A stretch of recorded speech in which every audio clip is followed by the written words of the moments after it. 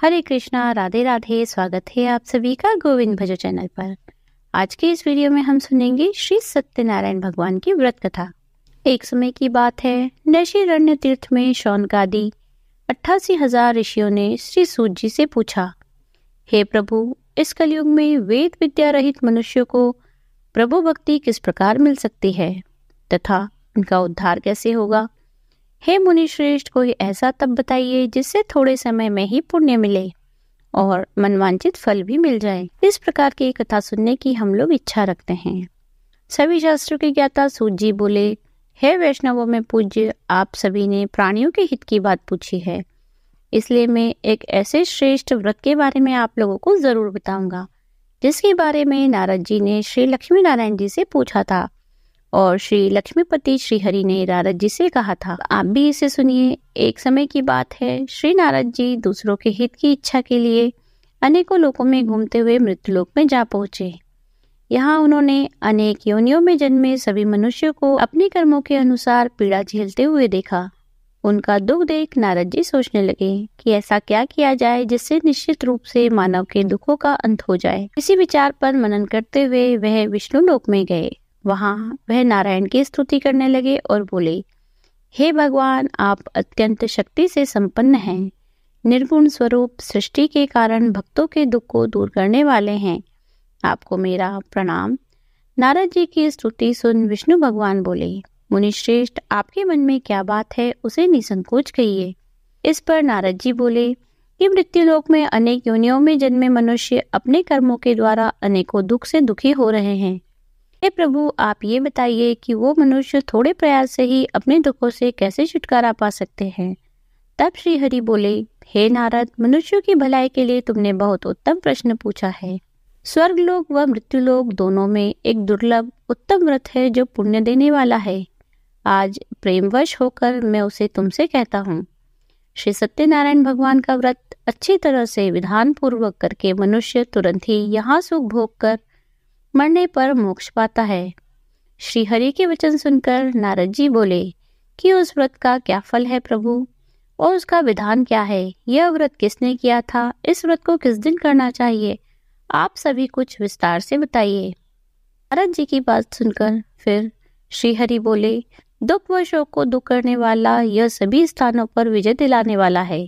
मानव को भक्ति व श्रद्धा के साथ शाम को श्री सत्यनारायण की पूजा धर्मपरायण होकर ब्राह्मणों व बंधुओं के साथ करने, साथ ही यथाशक्ति अनुसार भक्ति भाव से भगवान को भोग लगाएं, आरती गाएं और ब्राह्मणों सहित बंधु बांधवों को भी भोजन करवाएं। उसके बाद स्वयं भोजन करें, कीर्तन भजन के साथ भगवान की भक्ति में लीन हो जाएं। इस तरह से सत्यनारायण भगवान का यह व्रत करने पर मनुष्य की सारी इच्छाएं निश्चित रूप से पूरी होती हैं। इस कलिकाल अर्थात कलयुग में मृत्युलोक में मोक्ष का यही एक सरल उपाय बताया गया है। श्री सूत जी बोले, हे ऋषियों, जिसने सबसे पहले इस व्रत को किया था उसका इतिहास कहता हूँ, ध्यान से सुनो। सुंदर काशीपुर नगरी में एक अत्यंत निर्धन ब्राह्मण रहता था। भूख प्यास से परेशान वह धरती पर घूमता रहता था। ब्राह्मणों से प्रेम करने वाले भगवान ने एक दिन ब्राह्मण का वेश धारण करके उसके पास जाकर पूछा, हे विप्र, नित्य दुखी होकर तुम पृथ्वी पर क्यों घूमते हो। दीन ब्राह्मण बोला, मैं निर्धन ब्राह्मण हूँ, भिक्षा के लिए धरती पर घूमता हूँ। यदि आप इसका कोई उपाय जानते हो तो बताइए। वृद्ध ब्राह्मण रूपी भगवान ने कहा कि श्री सत्यनारायण भगवान मनोवांछित फल देने वाले हैं, इसलिए तुम उनका पूजन करो। इसे करने से मनुष्य सभी दुखों से मुक्त हो जाता है। वृद्ध ब्राह्मण बनकर आए सत्यनारायण भगवान ने उस निर्धन ब्राह्मण को व्रत का सारा विधान बताकर अंतर्ध्यान हो गए। अगले दिन सुबह उठने के साथ ही उस बूढ़े ब्राह्मण ने मन में संकल्प लिया कि सत्यनारायण भगवान का व्रत करूंगा, और फिर अपने नित्य कर्मों से निवृत्त होकर वह भिक्षा के लिए चल पड़ा। उस दिन उसे भिक्षा में बहुत सा धन प्राप्त हुआ। उसी धन से उसने परिवार के साथ भगवान सत्यनारायण की पूजा की व व्रत रखा। इस व्रत के रखने से कुछ ही दिनों बाद उसके सभी दुख और कष्ट दूर होने लगे और देखते ही देखते एक संपन्न और अनेक संपत्तियों का मालिक बन गया। तब हर महीने की पूर्णिमा के दिन वे ब्राह्मण सत्यनारायण की पूजा व व्रत करने लगा। इस प्रकार सत्यनारायण भगवान के इस व्रत को करके वह श्रेष्ठ ब्राह्मण सभी पापों और गरीबी से मुक्त हो गया। उसने एक दुर्लभ मोक्ष पद को प्राप्त किया। इस तरह से सत्यनारायण भगवान के व्रत को जो मनुष्य करेगा वह सभी प्रकार के पापों से छूटकर मोक्ष को प्राप्त होगा। श्री सूत जी बोले, इस तरह से नारद जी से नारायण जी का कहा हुआ श्री सत्यनारायण व्रत को मैंने तुमसे कहा। हे विप्रो, मैं अब और क्या कहूँ? ऋषि बोले, हे मुनिवर, संसार में उस विप्र से सुनकर और किस किस ने इस व्रत को किया, हम सबको इस बात को सुनना चाहिए। इसके लिए हमारे मन में श्रद्धा का भाव है। श्री सूत जी बोले, हे मुनियों, जिस जिसने इस व्रत को किया वह सब सुनो। एक समय वही विप्र धन व ऐश्वर्य के अनुसार अपने बंधु बांधवों के साथ इस व्रत को करने को तैयार हुआ। उसी समय एक लकड़ी बेचने वाला बूढ़ा आदमी आया और लकड़ियां बाहर रखकर अंदर ब्राह्मण के घर में गया। प्यास से दुखी वह लकड़हारा उनको व्रत करते हुए देख विप्र को नमस्कार कर पूछने लगा कि आप क्या कर रहे हैं तथा इसके करने से आपको क्या फल मिलेगा, कृपा करके मुझे भी बताइए। ब्राह्मण ने कहा कि यह सब मनोकामनाओं को पूर्ण करने वाला व्रत है। यह सत्यनारायण भगवान का व्रत है। इसकी कृपा से ही हमारे घर में धन धान्य आदि की वृद्धि हुई है। विप्र से सत्यनारायण व्रत के बारे में जानकर लकड़हारा बहुत प्रसन्न हुआ। चरणामत लेकर वह प्रसाद खाने के बाद अपने घर गया। लकड़हारे ने मन में संकल्प किया कि आज लकड़ी बेचने से जो धन मिलेगा उसी से श्री सत्यनारायण भगवान का उत्तम व्रत करूंगा। मन में इस विचार को लेकर बूढ़ा आदमी सिर पर लकड़ियां रखकर उसे नगर में बेचने गया, जहां उसे अपनी लकड़ियों का दाम पहले से 4 गुना अधिक मिला। बूढ़ा प्रसन्नता के साथ सारे पैसे लेकर सत्यनारायण भगवान की मूर्ति और व्रत की अन्न सामग्रियां लेकर अपने घर गया। वहां उसने अपने परिवारजनों को बुलाकर विधि विधान से सत्यनारायण भगवान का पूजन और व्रत किया। इस व्रत के प्रभाव से वह बूढ़ा लकड़हारा धन, पुत्र आदि से युक्त होकर संसार के समस्त सुख को भोग कर अंतकाल में बैकुंठ धाम को चला गया। श्री सूत जी बोले, हे श्रेष्ठ मुनियों, अब आगे की कथा कहता हूँ। पहले समय में उल्कामुख नाम का एक बुद्धिमान राजा था। वह सत्यवक्ता और जितेंद्रिय था। प्रतिदिन देव स्थानों पर जाता और निर्धनों को धन देकर उनके कष्ट दूर करता था। उसकी पत्नी कमल के समान मुख वाली तथा सती साध्वी थी। भद्रशाली नदी के तट पर उन दोनों ने श्री सत्यनारायण भगवान का व्रत किया। उसी समय साधु नाम का एक वैश्य आया। उसके पास व्यापार करने के लिए बहुत सा धन भी था। राजा को व्रत करते देख वह विनय के साथ पूछने लगा, हे राजन, भक्ति भाव से पूर्ण होकर आप यह क्या कर रहे हैं? मैं सुनने की इच्छा रखता हूँ, तो कृपया आप मुझे भी बताइए। राजा बोला, मैं अपने बंधु बांधवों के साथ पुत्रादि की प्राप्ति के लिए श्री सत्यनारायण भगवान का व्रत व पूजन कर रहा हूँ। राजा के वचन सुनकर साधु आदर से बोला, हे राजन, मुझे इस व्रत का सारा विधान कहिए, मैं भी इस व्रत को करूंगा। मेरी भी संतान नहीं है और इस व्रत को करने से निश्चित रूप से ही मुझे संतान की प्राप्ति होगी। राजा से व्रत का सारा विधान सुनकर व्यापार से निवृत्त होकर वह अपने घर गया। साधु ने अपनी पत्नी को संतान देने वाले इस व्रत का वर्णन कह सुनाया और कहा कि जब मेरी संतान होगी तब मैं इस व्रत को करूंगा। साधु ने इस तरह के वचन अपनी पत्नी लीलावती से कहे। एक दिन लीलावती पति के साथ आनंदित हो संसारिक धर्म में प्रवृत्त होकर सत्यनारायण भगवान की कृपा से गर्भवती हो गई।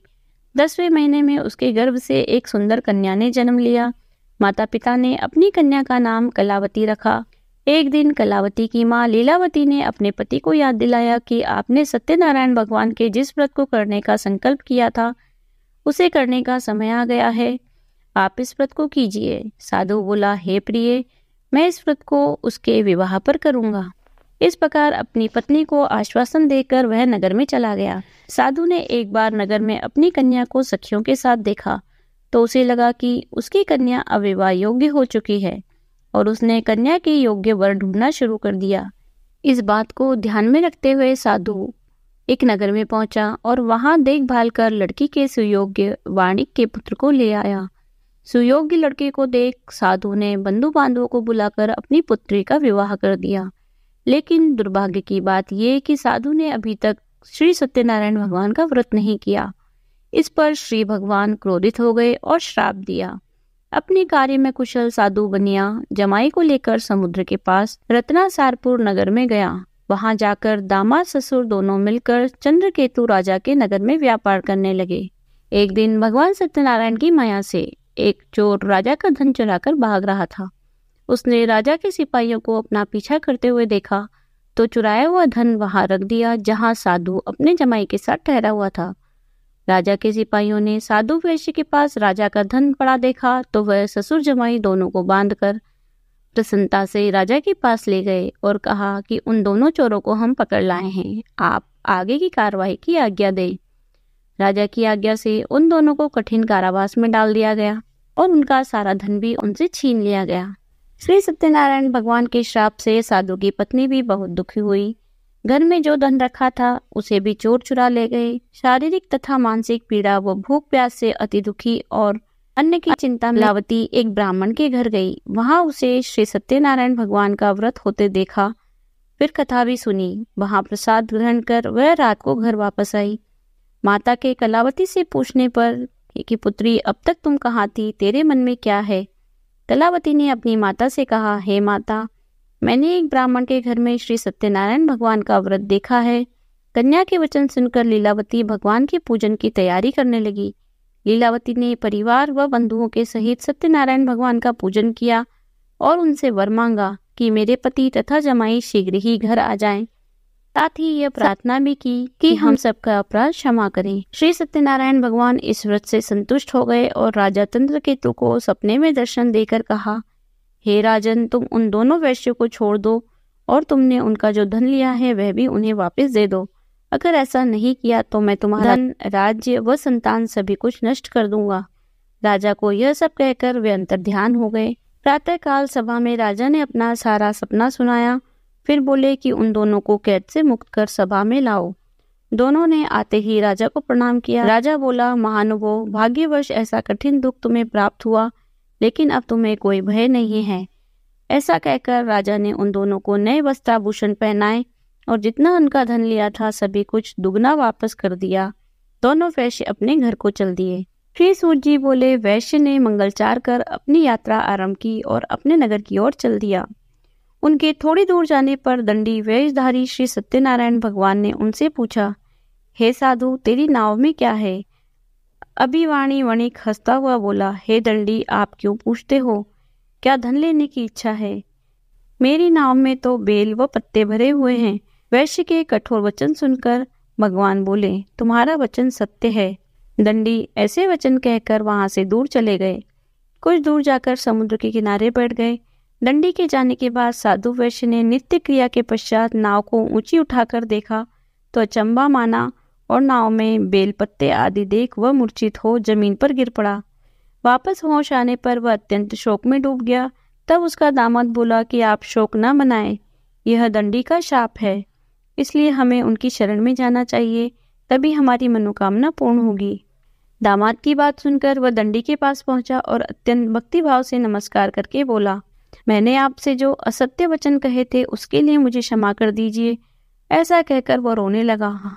तब दंडी भगवान बोले, हे वणिक पुत्र, मेरी आज्ञा से बार बार तुम्हें दुख प्राप्त हुआ है, तू मेरी पूजा से विमुख हुआ। साधु बोला, हे भगवान, आपकी माया से ब्रह्मा आदि देवता भी आपके रूप को नहीं जानते, तब मैं अज्ञानी कैसे जान सकता हूँ? आप प्रसन्न होइए, मैं सामर्थ्य के अनुसार आपकी पूजा करूँगा। मेरी रक्षा कीजिए और पहले के समान नौका में धन भर दीजिए। साधु वैश्य के भक्तिपूर्वक वचन सुनकर भगवान प्रसन्न हो गए और उसकी इच्छा अनुसार वरदान देकर अंतर्ध्यान हो गए। ससुर जमाई दोनों जब नाव पर आए तो नाव धन से भरी हुई थी। फिर वहीं अपने अन्य साथियों के साथ सत्यनारायण भगवान का पूजन कर अपने नगर को चल दिए। जब नगर के नजदीक पहुंचे तो दूत को घर पर खबर करने के लिए भेज दिया। दूत साधु की पत्नी को प्रणाम करके कहता है कि मालिक अपने दामाद सहित नगर के निकट आ गए हैं। दूत की बात सुनकर साधु की पत्नी लीलावती ने बड़े हर्ष के साथ सत्यनारायण भगवान का पूजन कर अपनी पुत्री कलावती से कहा कि मैं अपने पति के दर्शन को जाती हूँ, तू कार्य पूर्ण करके शीघ्र आ जाना। माँ के ऐसे वचन सुनकर कलावती जल्दी में प्रसाद छोड़कर अपने पति के पास चली गई। प्रसाद की अवज्ञा के कारण श्री सत्यनारायण भगवान रुष्ट हो गए और नाव सहित उसके पति को पानी में डुबो दिया। कलावती अपने पति को वहां न पाकर रोती हुई जमीन पर गिर गई। नौका को डूबा हुआ देखकर वह कन्या को रोता देखकर साधु दुखी होकर बोला, हे प्रभु, मुझसे तथा मेरे परिवार से जो भूल हुई है उसे क्षमा करे। साधु के दीन वचन सुनकर श्री सत्यनारायण भगवान प्रसन्न हो गए और आकाशवाणी हुई हे साधु, तेरी कन्या मेरे प्रसाद को छोड़कर आई है, इसलिए उसका पति अदृश्य हो गया है। यदि वह घर जाकर प्रसाद खाकर लौटती है तो इसका पति अवश्य मिलेगा। ऐसी आकाशवाणी सुनकर कल्यावती ने वैसा ही किया जैसा आकाशवाणी के दौरान भगवान ने कहा, और फिर प्रसाद ग्रहण करने के बाद जब वह वापस आई तो अपने पति के दर्शन करके अत्यंत प्रसन्न हुई। उसके बाद साधु अपने बंधु बांधवों सहित श्री सत्यनारायण भगवान का विधि विधान से पूजन करता है। इस लोक का सुख भोग वह अंत में स्वर्ग को जाता है। श्री सूत जी बोले, हे ऋषियों, मैं और भी एक कथा सुनाता हूँ, उसे भी ध्यानपूर्वक सुनिए। प्रजापालन में लीन तुंगध्वज नाम का एक राजा था। उसने भी भगवान का प्रसाद त्याग कर बहुत ही दुख सहन किया। एक बार जंगल में जाकर वन्य पशुओं को मारकर वह बड़के पेड़ के नीचे गया। वहां उसने ग्वालों को भक्ति भाव से अपने बंधुओं सहित सत्यनारायण भगवान का पूजन करते देखा। अभिमानवश राजा ने उन्हें देखकर भी पूजा स्थान में नहीं गया और ना ही उसने भगवान को प्रणाम किया। ग्वालों ने राजा को प्रसाद दिया, लेकिन वह प्रसाद नहीं खाया और प्रसाद को वहीं छोड़कर अपने नगर को चला गया। जब वह नगर में पहुंचा तो वहां सब कुछ तहस नहस हुआ पाया। वह शीघ्र ही समझ गया कि यह सब भगवान के अनादर का ही परिणाम है। वह दोबारा ग्वालों के पास पहुंचा और विधि पूर्वक पूजा करके प्रसाद खाया तो श्री सत्यनारायण भगवान की कृपा से सब कुछ पहले जैसा हो गया। दीर्घकाल तक सुख भोगने के बाद मरणोपरांत उसी स्वर्गलोक की प्राप्ति हुई। जो मनुष्य परम दुर्लभ इस व्रत को करेगा तो भगवान श्री सत्यनारायण की अनुकंपा से उसे धन धान्य की प्राप्ति होगी। निर्धन धनी हो जाता है और भय मुक्त हो जाता है। संतानहीन मनुष्य को संतान का सुख मिलता है और सारे मनोरथ पूर्ण होकर मानव अंतकाल बैकुंठ धाम को जाता है। तब सूत जी बोले, जिन्होंने पहले इस व्रत को किया, अब तक दूसरे जन्म की कथा कहता हूँ। वृद्ध शतानंद ब्राह्मण ने सुदामा का जन्म लेकर मोक्ष की प्राप्ति की। लकरहारे ने अगले जन्म में निषाद बनकर मोक्ष प्राप्त किया। उल्कामुख नाम का राजा दशरथ होकर बैकुंठ को गए। साधु नामक वैश्य ने मोरध्वज बनकर अपने पुत्र को आरे से चीरकर मोक्ष पाया। महाराज तुंगध्वज ने स्वयंभू होकर भगवान में भक्ति युक्त हो कर्म कर मोक्ष पाया। कथा सुनने के बाद सभी ने श्री हरि को झुककर प्रणाम किया। बोलिए श्री सत्यनारायण भगवान की जय।